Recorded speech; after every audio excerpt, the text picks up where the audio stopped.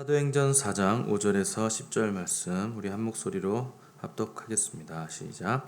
이튿날 관리들과 장로들과 서기관들이 예루살렘에 모였는데 대제사장 안나스와 가야바와 요한과 알렉산더와 및 대제사장의 문중이 다 참여하여 사도들을 가운데 세우고 묻되 너희가 무슨 권세와 누구의 이름으로 이 일을 행하였느냐. 이에 베드로가 성령이 충만하여 이르되 백성의 관리들과 장로들아, 만일 병자에게 행한 착한 일에 대하여 이 사람이 어떻게 구원을 받았느냐고 오늘 우리에게 질문한다면 너희와 모든 이스라엘 백성들은 알라. 너희가 십자가에 못 박고 하나님이 죽은 자 가운데서 살리신 나사렛 예수 그리스도의 이름으로 이 사람이 건강하게 되어 너희 앞에 섰느니라. 아멘. 함께 기도하시고 하나님 말씀 열겠습니다. 하나님 아버지 감사합니다. 날마다 살아가는 매일의 삶이 하나님의 은혜이고 기적입니다. 하루를 시작하는 주의 백성들에게 하늘을 여시사 하루의 만나를 채워 주시옵소서. 예수님의 이름으로 기도드렸습니다. 아멘. 오늘은 주님의 권세라는 제목으로 우리 하나님 말씀 함께 나누도록 하겠습니다. 나면서부터 걷지 못한 자가 일어섰을 때 기뻐하고 찬양한 사람들도 있었지만 이것을 불편해하고 거부한 사람들도 있었습니다. 좋은 일이라고 해서 모든 사람이 기뻐하는 것이 아니고 영적인 것이라고 해서 다 믿음으로 받아들일 수 있는 것도 아닙니다. 교회 안에 있는 이 종교 지도자들은 이 일이 불편하고 당황스러웠기 때문에 이 일을 행한 사도들을 오히려 옥에 가뒀습니다. 사도들이 하루를 갇혀 있다가 다음날 신문을 받게 됐는데 오늘 본문에 보니까 신문을 위해 모인 사람들을 하나하나 소개하고 있습니다. 이게 재밌는 게 잘 보시면 이 사람들이 죄 없으신 예수님을 처형하는 일에 가담했던 사람들이 사도들을 신문하기 위해서 또 다시 다 모였다는 것을 우리가 확인할 수 있습니다. 이 무고한 예수님을 죽여놓고서 양심의 가책도 없이 이제 예수님의 제자들을 신문하기 위해서 모인 이 사람들은 기적에는 아무런 관심이 없었습니다. 이들의 신문 내용은 너희가 무슨 권세와 누구의 이름으로 이런 일을 했느냐 하는 것에 있었는데 이 질문은 예수님을 신문할 때도 똑같이 했었던 질문이었습니다. 말하자면 이런 것입니다. 우리가 허락해 준 적이 없는데 네가 무슨 자격으로 이 일을 하느냐 이렇게 물은 것이고 어떤 권세로 네가 이 일을 행하는 것이냐? 혹시 귀신의 왕의 권세 아니냐? 이렇게 물은 것입니다. 이게 상식적으로 치유의 기적이 일어났으면 먼저 함께 기뻐해주고 축하해주고 하나님께 영광을 먼저 돌려드리고 나서 그 후속 조치를 취하는 것이 상식적인데 그것이 마땅한 반응인데 이 사람들은 누가 그런 거 하라고 시켰느냐? 누구 이름으로 했느냐 하는 것이 첫 질문이었습니다. 마치 이 구역에서 장사하려면 내 허락받고 장사해야지 왜 네 맘대로 장사하냐 이렇게 물어보는 것과 똑같이 조폭 같은 질문을 한 것입니다. 이상하게도 사람들은요 본질적인 문제보다 비본질적인 일에 목숨 거는 경우가 너무 많습니다. 생명을 만들어내지 못하는 일인데 거기에 생명을 걸고 필요 없는 일인데 목숨을 걸고 달려듭니다. 그 모든 일들이 만약에 우리가 주님의 불꽃 같은 눈앞에 섰을 때 타지 않고 남아 있을 일이 몇이나 되겠는가 생각해 보면 거의 없을 겁니다. 우리는 하늘의 일보다 땅의 일에 관심이 더 많고 그래서 우리에게 하늘의 권세가 잘 나타나지 않게 되는 것입니다. 이 제자들에게는 하늘의 권세가 나타났는데 이 권세는 우리 예수님이 부여하신 권세입니다. 이 권세는 모든 믿는 자들에게 주신 것입니다. 겸손하게 주님께 순종하기만 하면 믿는 모든 자들에게 이 권세는 이미 부여되어 있습니다. 사실 대제사장과 종교 지도자들에게도 이 권세는 이미 부여되어 있었던 권세입니다. 그런데 이들이 하늘의 권세가 있음에도 불구하고 하늘의 권세보다 땅의 권세에 관심을 더 많이 두었기 때문에 하늘의 권세와 능력이 이들을 통해서는 나타나지 않게 된 것입니다. 하나님은 우리에게 영광스러운 하늘의 권세와 영적인 권위를 주셨습니다. 이것은 누구나 다 가지고 있는 것입니다. 그런데 우리가 이 권세에 관심이 없고 그 가치도 깨닫지 못한 채 살아가기 때문에 땅의 영광, 땅의 형통, 땅의 권세를 추구하면서 분투하며 살아가기 때문에 우리에게 하늘의 권세와 영광이 나타나지 않는 것입니다. 특별히 교회가 하늘의 권세와 영광에 관심이 없고 이 땅의 권세와 영광에만 관심을 둔다면 아주 심각한 위기가 온 것입니다. 땅이 추구하는, 세상이 추구하는 것을 교회가 같이 추구하기 때문에 그런 교회는 세상으로부터도 인정을 받지 못하게 되어 있습니다. 재산 문제로 성도와 목사가 싸우고 세상 법정까지 나가서 중재를 맡겨야 되고, 어떤 교회는 파가 두 개로 갈라져서 이 목사님 따라서 저쪽 예배당 가고 이 목사님 따라서 마당에 가서 같은 예배 시간에 두 개의 예배를 한꺼번에 드리기도 합니다. 그런 걸 보면 궁금할 때가 가끔 있습니다. 하나님은 어느 예배를 받으시고 어느 예배에 손을 들어 주실까? 교회가 어떻게 하면 주님을 더 사랑할까? 어떻게 하면 주님을 더 전할까?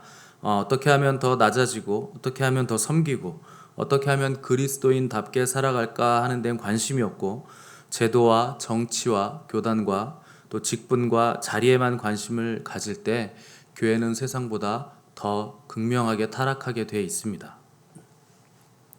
우리 9절에서 10절을 한번 보겠습니다. 만일 병자에게 행한 착한 일에 대하여 이 사람이 어떻게 구원을 받았느냐고 오늘 우리에게 질문한다면 너희와 모든 이스라엘 백성들은 알라.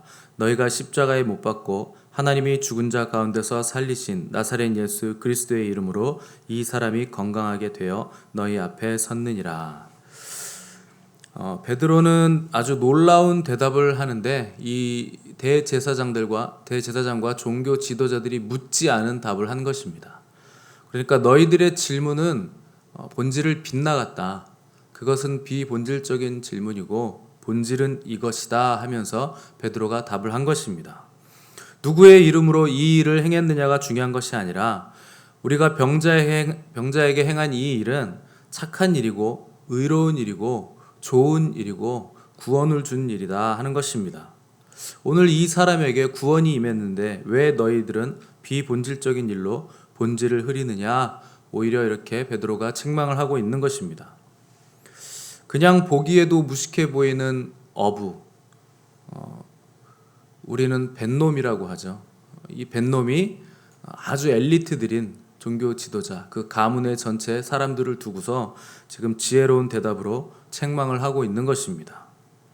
아마 이 종교 지도자들은 놀랐을 겁니다. 어떻게 어부가 저렇게 똑똑하고 지혜로운 말을 할 수 있는가? 이렇게 생각을 했을 것입니다.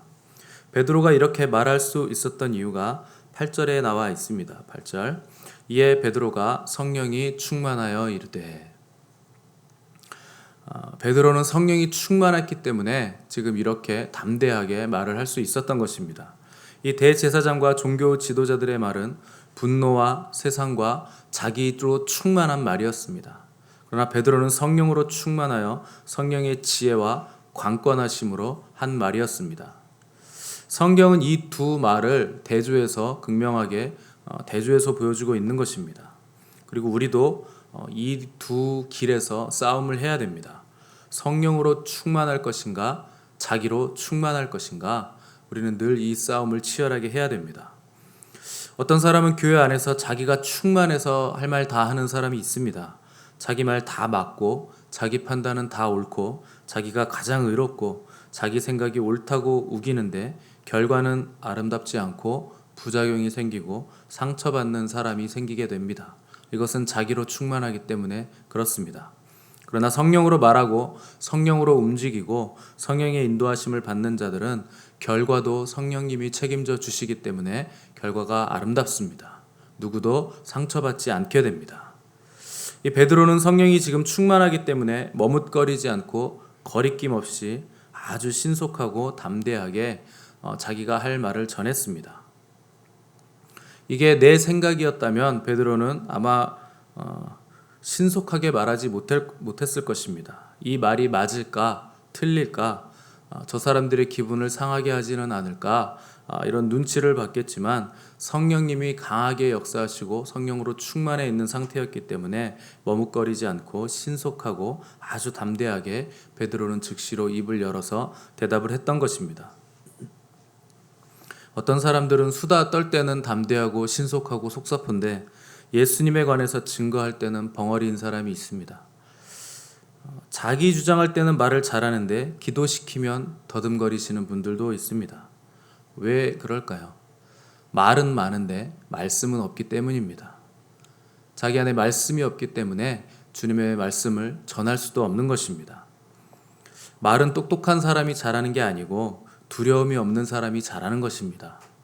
하나님의 말씀을 잘 전하시는 분들은 똑똑한 사람들이 아니고 성령으로 충만해서 두려움이 없기 때문에 하나님의 말씀을 잘 전할 수 있는 것입니다. 베드로도 원래 말을 잘하는 사람이 아니었습니다.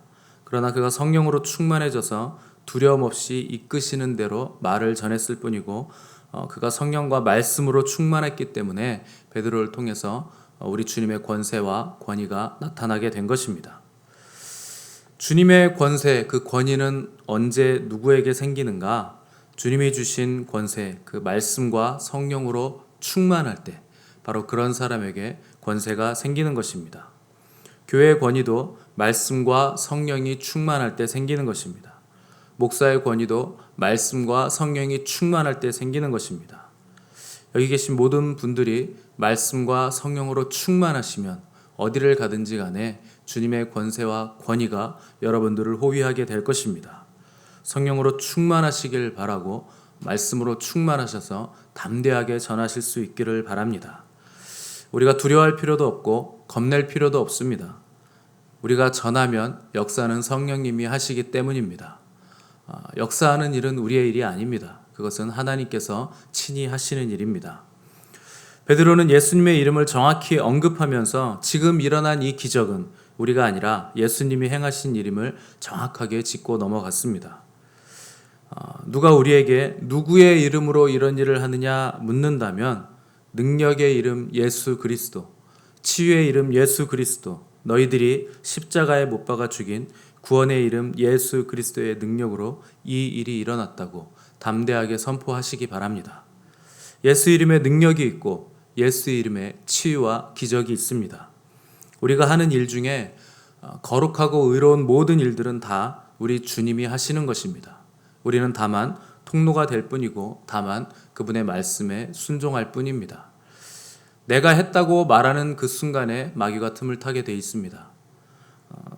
나를 알아주지 않으면 섭섭하고 또 알아달라고 하고 싶어서 자랑하고 싶어지는 것이 사람입니다. 교회 안에서 일어나는 모든 영광은 우리 주님께 돌려드려야 함이 마땅합니다. 그렇지 않으면 교회는 세상과 다를 바가 없어지는 것입니다. 사람들이 모여서 자기 영광을 취하고 인간적인 자랑을 늘어놓는 곳은 주님의 교회라고 볼 수 없습니다. 무슨 일이 일어나거든 모든 영광을 주님께 돌리시고 또 겸손하게 낮은 자리에서 섬기시기 바랍니다. 우리는 주님을 섬기고 사람을 섬기는 사람들입니다. 우리가 할 일은 섬기는 것뿐입니다. 우리의 왕이신 주님을 높일 때 주님도 우리를 높여주십니다.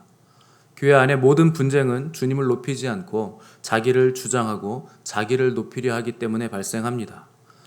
우리는 우리 스스로를 벗어나야 됩니다. 나를 벗어나지 못해서 계속 똑같은 일을 반복하고 변화 없이 쳇바퀴 도는 곳이 바로 광야입니다. 나를 벗어나지 못하면 절대 광야를 벗어나지 못하고 가나안에 들어갈 수가 없습니다. 나를 벗어나시고 주님으로 만족하시기 바랍니다. 겸손으로 허리를 동이시고 주님 앞에서 납작 엎드릴 때 때가 되매 우리 주님께서 우리를 반드시 높여주실 것입니다. 함께 기도하겠습니다.